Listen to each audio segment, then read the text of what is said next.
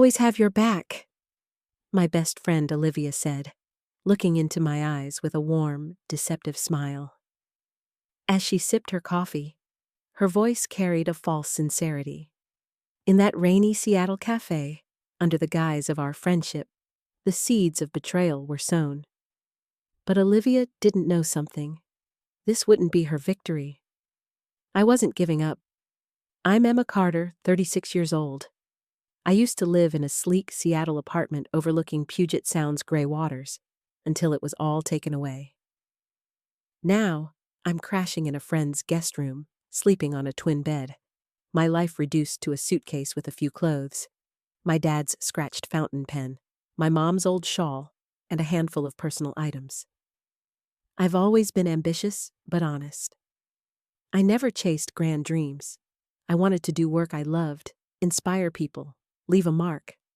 I studied marketing in college, and for the past 8 years, was the marketing director at Novatech, one of Seattle's rising tech firms. I loved my job, crafting campaigns, bringing brands to life. It felt like creating art. Every slogan, every visual was a story, and I was the storyteller. My family was the backbone of my life. My dad, James, was a high school history teacher. My mom, Lily, a painter. Dad would say at dinner, "Honesty opens every door," his eyes twinkling. Mom, in her studio, would brush colors onto canvas, saying, "Colors speak, but only if you listen with your heart." Their love shaped me. Dad always said, "You're writing your own story, Emma." Mom knitted me a shawl in blue and red, saying, "Blue is calm, red is courage."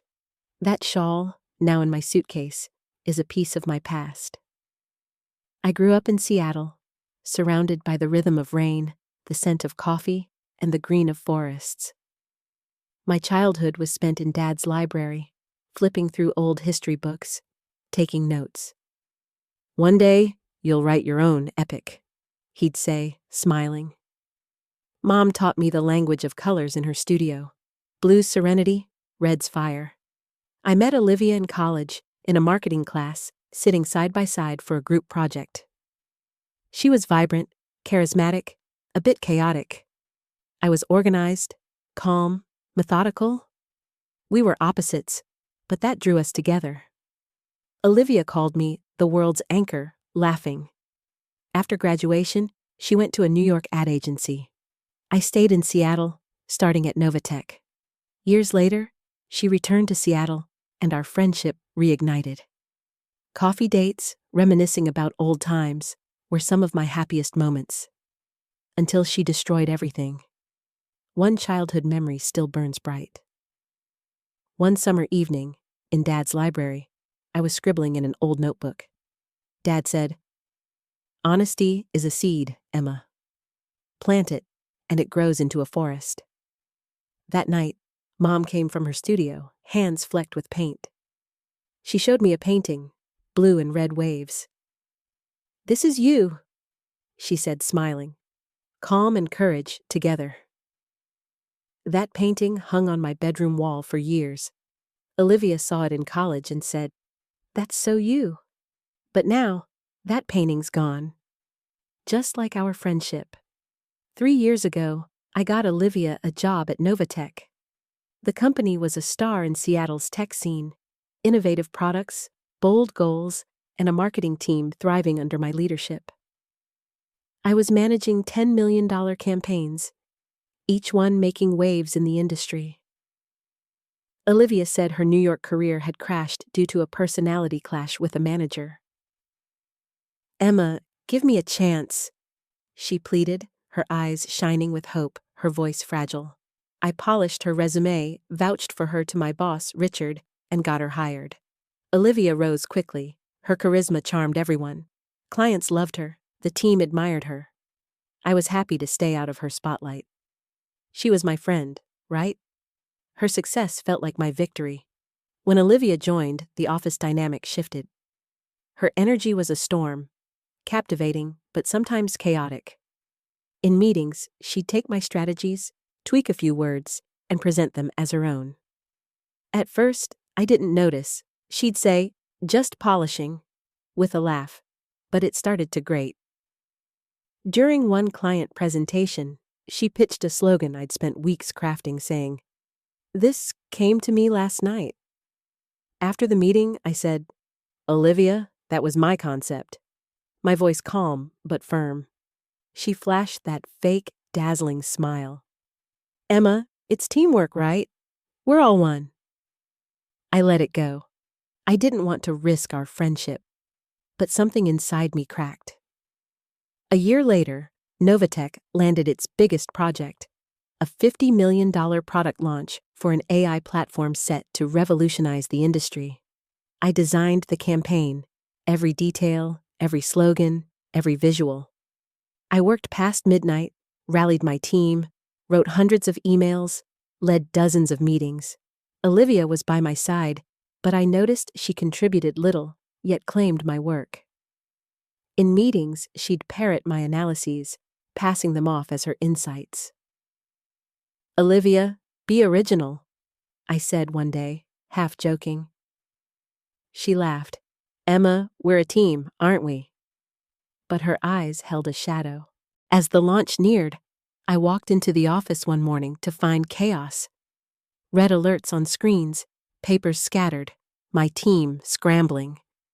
Richard called me into his office, its glass walls framing Seattle's gray sky. "Emma, we've found serious irregularities in your campaign," he said, his face stone cold. My stomach dropped. "What irregularities?" I asked, my voice shaking. He slid a file across the desk. $2.5 million was missing from the campaign budget. Bank transfers, fake invoices, offshore accounts, all in my name.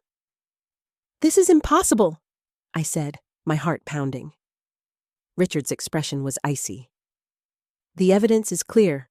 Resign or you're fired, and this goes to the police." Through the glass door, I saw Olivia. Her head was bowed, feigning sorrow, but her eyes gleamed with triumph. It hit me. Olivia had stolen the money, forged the documents, and framed me. I walked to the meeting room, packed my things. My team was stunned, silent. Olivia said, "Emma, this is awful, I'll support you," her voice dripping with fake sympathy. A week later, she was promoted to my position. My campaign, under her name, was a massive success. Industry magazines hailed Olivia as marketing's new star. My ideas, my labor, her glory. After resigning, my reputation was ruined. No one in the industry would hire me. The thief label clung like a shadow. My bank account dwindled to $4,000. I lost my apartment, drowning in rent debt. I moved into my friend Sophie's guest room, my suitcase holding Dad's pen, Mom's shawl, and a shattered hope. I wasn't angry. I was focused. Olivia thought she'd won, but this wouldn't be her final move. That night, in Sophie's room, I held Dad's fountain pen.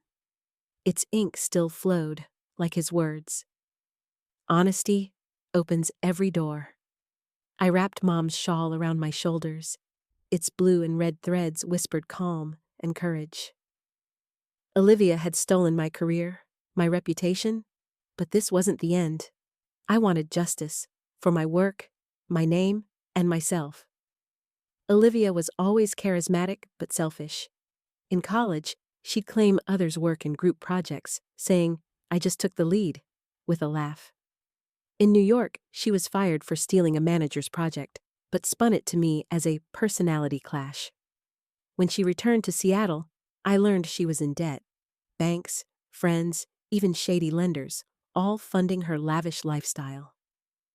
The $2.5 million theft was her plan to clear those debts. But framing me wasn't just about money. She envied my career, my success, my place in the industry. Olivia's past revealed her nature. Her father's construction firm was rumored to have cooked its books. Olivia called it smart business. In college, she stole a friend's thesis idea and won an award. She wasn't caught, but whispers spread. At Novatech, stealing my campaign was second nature. At the launch gala, as she basked in applause, she presented my slogans, my visuals. Her eyes radiated arrogance. Olivia always loved winning, at any cost. In college, she'd accidentally lost my notes before a presentation, then pitched her own version. "Oops," she'd said, laughing. Now I saw that oops was a pattern. Her envy was subtle, but toxic. One late night at the office, she said, "Emma, your life is so perfect." Her tone laced with a jab. "Everyone loves you, don't they?" I thought she was joking, but now I saw the resentment. Olivia envied my calm, my team's respect, my client's trust. My downfall was her ticket to the top. In Sophie's guest room, clutching Dad's fountain pen, I began to think. Olivia thought she'd erased me, but the game wasn't over. I wanted justice for my career, my reputation, myself. Step 1, gather evidence. I needed hard proof of Olivia's fraud.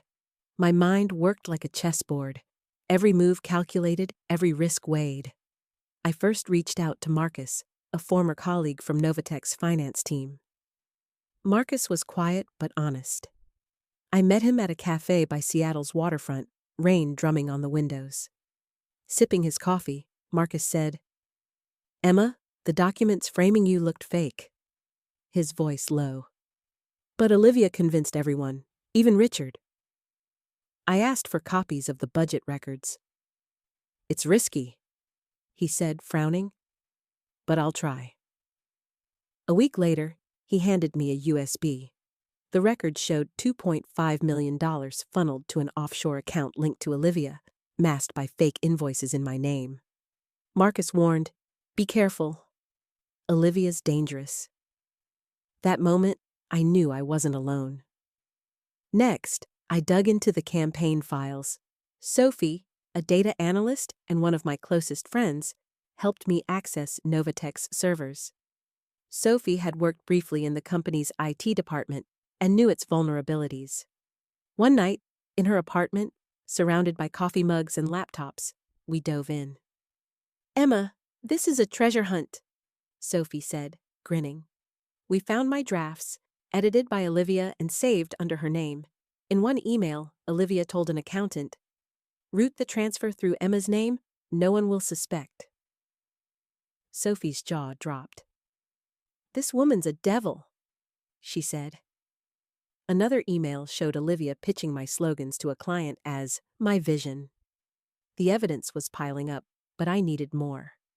To strike the biggest blow, I had to trace Olivia's finances. I contacted Ethan, an old college friend and cybersecurity expert with a knack for gray area work. I met him at a dimly lit bar by Seattle's harbor, waves lapping outside. I told him everything: Olivia's betrayal, the theft, my ruined reputation. Ethan set his beer down. "That's vile," he said, his eyes flashing. "Want to hack her emails?" I hesitated. It wasn't legal, but Olivia had framed me, destroyed my career. She'd broken the rules first. "Do it," I said, my voice steady. Ethan cracked Olivia's emails in 2 weeks. They read like a crime novel. Olivia had diverted $2.5 million to an offshore account, forged invoices, and used my name. One email to the accountant read, "Framing Emma is easy, she's too naive." Another, to a banker, said, "This money clears my debts, then I'm running Novatech." A third, to a lawyer, warned, "If Emma sues, bury her deeper." Reading those words, I felt not rage, but icy resolve. Olivia had underestimated me, and that was her final mistake. Ethan said, "This is gold, but we need to be smart." The emails aren't admissible. I went to my cousin Laura, a former lawyer with a sharp mind. Her office was on the 15th floor of a Seattle skyscraper, rain streaking the glass walls. Laura reviewed the emails, budget records, and campaign files. "This is fraud, defamation, and unjust enrichment," she said, adjusting her glasses. "But let's corner Olivia first. We'll bluff." Laura sent Olivia a letter stating we knew about the fraud and would sue. It didn't mention the emails, just, "We have solid evidence." Laura smiled. "We want her to panic. She'll slip." Olivia called the next day, her voice trembling. "Emma, it's a misunderstanding. Let's talk. I'll support you." I replied coolly, "We'll talk in court," and hung up. Sophie, beside me, laughed. That's her last gasp. Ethan uncovered more of Olivia's dirt. Tax evasion, fake consulting contracts, even a bribe from a client. "She's done?"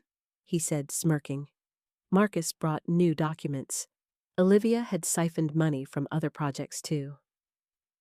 "She was sinking the company," he said. Our team grew, each of us driven to stop Olivia for our own reasons.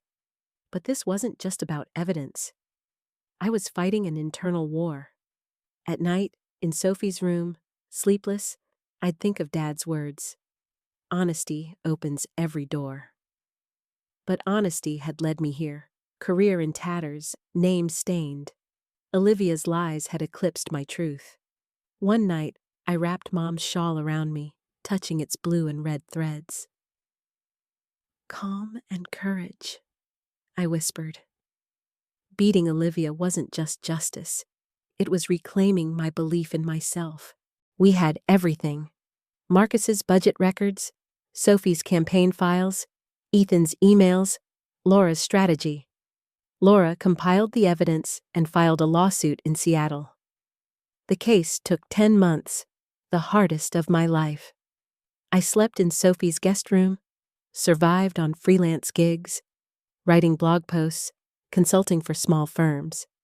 I saved every penny as legal costs mounted. Some nights, I held Dad's pen, inhaling its ink's scent, remembering his library, his calm voice. Sophie would say, "This is your war," patting my shoulder. Laura, before each court date, said, "Truth will win," giving me strength. Marcus kept leaking company documents. Ethan tracked Olivia's digital footprints.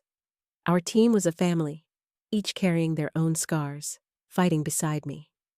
In court, Laura was a maestro. She presented the campaign files, my drafts, every line and visual, moved the jury. "This is Emma Carter's work," she said, her voice resolute. Marcus's records proved the $2.5 million went to Olivia's offshore account. Ethan's emails, though inadmissible, were woven into Laura's summaries. Olivia lied on the stand. "Emma stole the money, I fixed it," her voice shaky. Laura read an email summary.